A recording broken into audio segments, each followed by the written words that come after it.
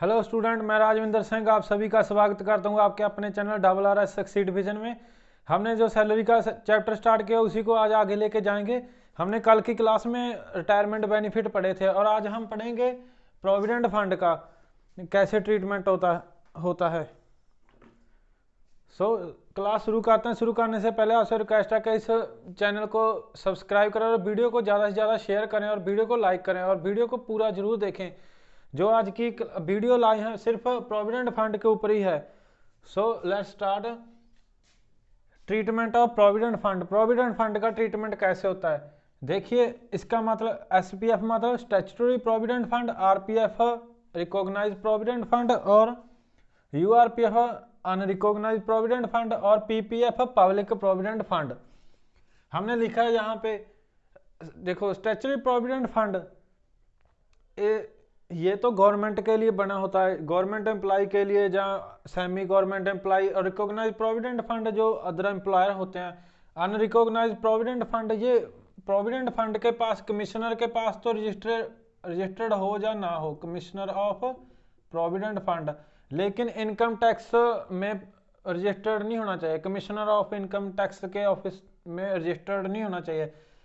Provident fund के commissioner में commission से अप्रूवल हो या ना हो इससे कोई इफेक्ट नहीं पड़ता, लेकिन जो इनकम टैक्स का कमिश्नर होता है उससे इसकी अप्रूवल नहीं होनी चाहिए। और देखते हैं, अगर इन जो मैंने 4 अलग अलग केस बना दिए। अगर एम्प्लॉई है या एसएससी का क्या मतलब होता है? एसएससी जो बंदा इनकम टैक्स पे करता है, ठीक है, जे किसी के पास काम कर भी सकता है या खुद का भी काम कर सकता है, इसलिए मैंने इसको रखा है इसी कैटेगरी में। और एम्प्लॉई, इन तीनों में तो एम्प्लॉई आएगा, लेकिन जो पब्लिक प्रोविडेंट फंड होता है उसको कोई भी मेंटेन कर सकता है। जैसे नॉर्मल, जैसे हम बना सकते हैं, जो बंदा किसी के पास काम नहीं करता, जो सेल्फ काम कर रहा है, सेल्फ एम्प्लॉयमेंट कर रहा है, वो पब्लिक प्रोविडेंट फंड में पैसा जमा करवा सकता है, जो खुद का भी काम कर रहा है वो व्यक्ति। अब बात करते हैं एम्प्लॉय की। अगर गवर्नमेंट का एम्प्लॉय है, वो प्रोविडेंट फंड जमा करवाता है। कौन सा? स्टैट्यूटरी प्रोविडेंट फंड होता है गवर्नमेंट के लिए, वो प्रोविडेंट फंड जमा करवाता है। तो एम्प्लॉय का जो जमा हुआ है उसकी डिडक्शन मिल जाएगी 80C में, अंडर सेक्शन 80C। और कहाँ मिलेगी? ग्रॉस टोटल इनकम में मिलेगी, ठीक है। ग्रॉस टोटल इनकम में कितनी मिलेगी? जो लिमिट स्पेसिफाई की हुई है। अगर यही एम्प्लॉय रिकॉग्नाइज्ड प्रोविडेंट फंड में आता है और उसको भी डिडक्शन मिल जाएगी 80C की, अगर एम्प्लॉय का कंट्रीब्यूशन है। अगर अनरिकॉग्नाइज्ड प्रोविडेंट फंड है उसे कोई डिडक्शन नहीं मिलेगी। ऐसे ही पब्लिक प्रोविडेंट फंड में डिडक्शन मिल जाएगी अंडर सेक्शन 80C। कितनी मिलेगी? जितनी लिमिट स्पेसिफाई की हुई है देयर इन, किसमें? सेक्शन 80C में जितनी लिमिट बताई गई है। किन किन को मिलेगी डिडक्शन? पहली बात, एम्प्लॉय का कंट्रीब्यूशन होना चाहिए, एम्प्लॉय का। स्टैट्यूटरी प्रोविडेंट फंड में भी डिडक्शन मिलेगी, रिकॉग्नाइज्ड प्रोविडेंट फंड में भी, और पब्लिक प्रोविडेंट फंड में भी डिडक्शन मिल जाएगी, लेकिन कहाँ नहीं मिलेगी? अनरिकॉग्नाइज्ड प्रोविडेंट फंड में, ठीक है। अब अगर भाई देखो, फंड क्या होता है? फंड अगर कंट्रीब्यूशन करता है, एम्प्लॉय कंट्रीब्यूशन करता है कुछ फंड में, तो ये रिक्वायरमेंट है, ये जरूरी है कि एम्प्लॉयर भी कंट्रीब्यूशन करे, ठीक है। अगर एम्प्लॉय और एम्प्लॉयर का रिलेशनशिप है, अगर एम्प्लॉय कंट्रीब्यूशन करता है तो एम्प्लॉयर भी करेगा। अगर एम्प्लॉयर का कंट्रीब्यूशन है, अगर तो भाई वो गवर्नमेंट एम्प्लॉय है तो एग्जेम्प्ट है। अब बात करते हैं नॉर्मल एम्प्लॉय की, उसमें एग्जेम्प्ट होगा, लेकिन कब तक, कहाँ तक? 12% ऑफ सैलरी, ठीक है, 12% ऑफ सैलरी। अब सैलरी का मीनिंग मैं बाद में बताता हूँ, सैलरी में क्या क्या आएगा। एम्प्लॉयर के कंट्रीब्यूशन में 12% ऑफ सैलरी, और अनरिकॉग्नाइज में टैक्सेबल होगा एवरी ईयर, ठीक है, टैक्सेबल होगा एवरी ईयर। और पीपीएफ में भाई आपको पब्लिक प्रोविडेंट फंड है, जैसे कोई भी व्यक्ति मेंटेन कर सकता है, चाहे वो काम कर, अगर वो किसी के अंडर काम कर रहा है तो इस कैटेगरी में, अगर खुद का काम है या कोई फ्री भी है, कोई काम भी नहीं कर रहा व्यक्ति, वो भी यहाँ पे अपना कंट्रीब्यूशन दे सकता है। क्या इसमें एम्प्लॉयर का रिलेशन होगा? नहीं होगा जी, इसलिए यहाँ पे नॉट एप्लीकेबल हो जाएगा, ठीक है। एम्प्लॉयर का कंट्रीब्यूशन आएगा ही नहीं इसमें। अब बात करते हैं, देखो एम्प्लॉयर का कंट्रीब्यूशन हमें एग्जाम में यही आता है, रिकॉग्नाइज प्रोविडेंट फंड का। अगर एम्प्लॉयर ने कंट्रीब्यूशन किया 12% तक हम एग्जाम्प्ट कर देंगे, उसके आगे वाला टैक्सेबल ले लेंगे। मान लीजिए एम्प्लॉयर ने हमें 50,000 रुपया कंट्रीब्यूशन दिया है, तो 12% सैलरी का लगा लेंगे। मान लो 12% 40,000 बन रहा है, तो टैक्सेबल कितना आ जाएगा 10,000। ठीक है। अब interest on provident fund government के लिए तो बिल्कुल एग्जाम्प्ट है, 100% एग्जाम्प्ट है। अब वही बात रिकॉग्नाइज प्रोविडेंट फंड है नॉर्मल एम्प्लॉई के लिए, अगर वो इंटरेस्ट उन पे आता है, ठीक है, इंटरेस्ट ऑन प्रोविडेंट फंड, तो 9.5% तक तो एग्जाम्प्ट रहेगा भैया। इससे नीचे है तो एग्जाम्प्ट है, इससे ऊपर है तो टैक्सेबल हो जाएगा। ठीक है। अब अनरिकॉग्नाइज में ये भी टैक्सेबल होगा एवरी ईयर, और ये फुली एग्जाम्प्ट है। ठीक है। Public provident fund fully exempt है और अनरिकॉग्नाइज प्रोविडेंट फंड टैक्सेबल है। अब करते हैं बात, अगर हमने जमा तो करवा दिया, अब 5 साल हो गए, 5 साल के बाद हमने जब व्यक्ति रिटायर हो गया, तो उस वाले केस में अगर तो वो गवर्नमेंट का बंदा है तो एग्जाम्प्ट हो जाएगा 100%। ठीक है।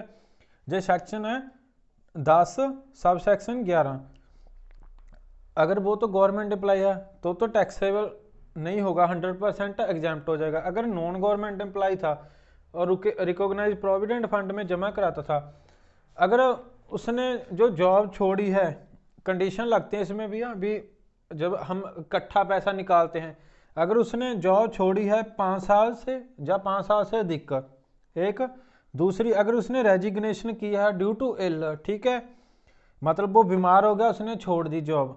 तीसरा कंटिन्यू मतलब यहाँ से जॉब छोड़ के पुराने एम्प्लॉय से नए एम्प्लॉय के पास काम करने लग गया, और उसका जो पीएफ का खाता था उसने सेम ही मेंटेन किया, कंटिन्यू मेंटेन कर लिया, तो इस वाले केस में फुली एग्जाम्प्ट हो जाएगा। ठीक है। अदरवाइज ये टैक्सेबल होगा। ये तो था आरपीएफ रिकॉग्नाइज प्रोविडेंट फंड। अब बात करते हैं अनरिकॉग्नाइज प्रोविडेंट फंड की। इस वाले केस में जब हमें इकट्ठा पैसा मिलेगा तो जो तो होगा एम्प्लॉयर का कंट्रीब्यूशन, ठीक है, एम्प्लॉयर का कंट्रीब्यूशन प्लस उस पर जो इंटरेस्ट होगा वो तो टैक्सेबल हो जाएगा। ठीक है भैया 100%। किस में? सैलरी में। जो एम्प्लॉय ने कंट्रीब्यूशन किया होगा वो तो टैक्स फ्री है, एम्प्लॉय का कंट्रीब्यूशन तो एग्जाम्प्ट है, उसकी तो डिडक्शन मिल जाएगी।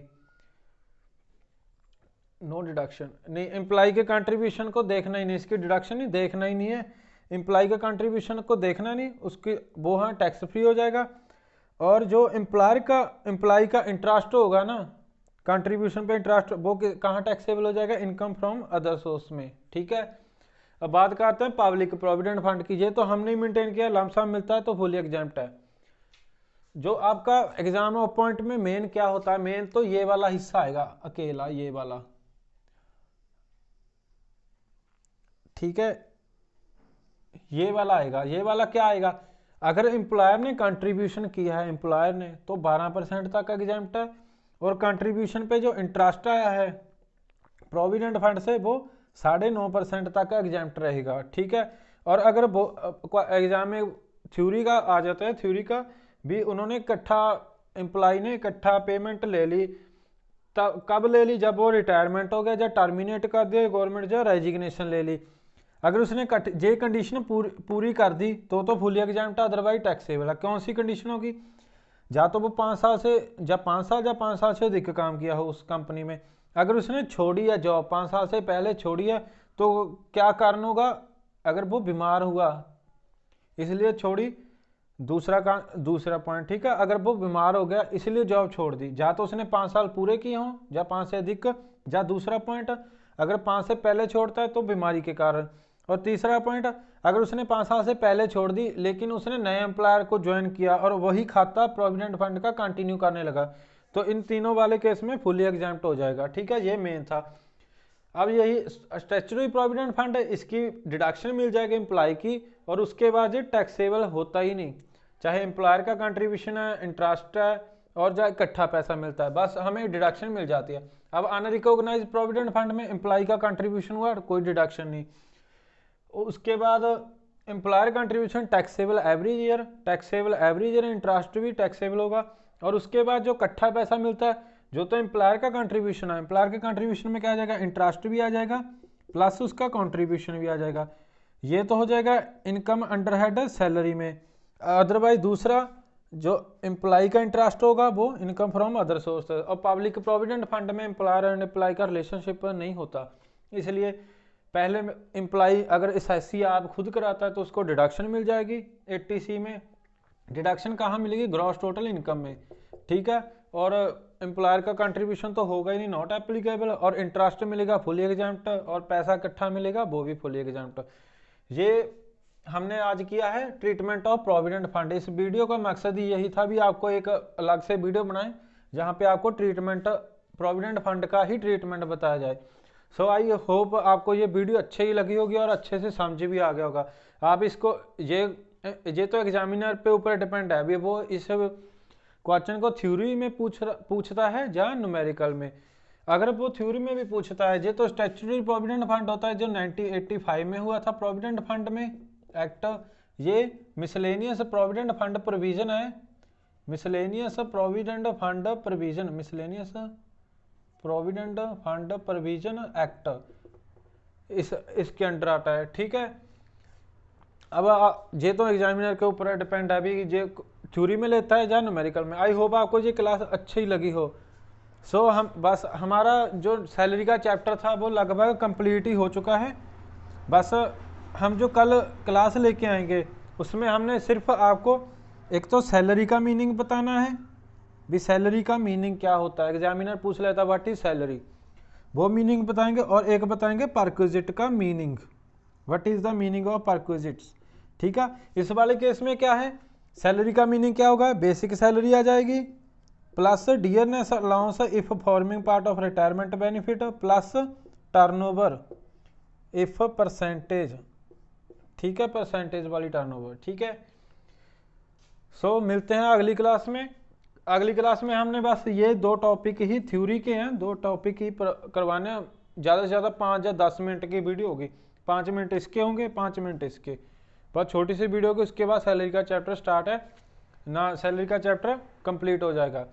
आई होप आपको ये अच्छे से क्लियर हो जाएगा। Thank you.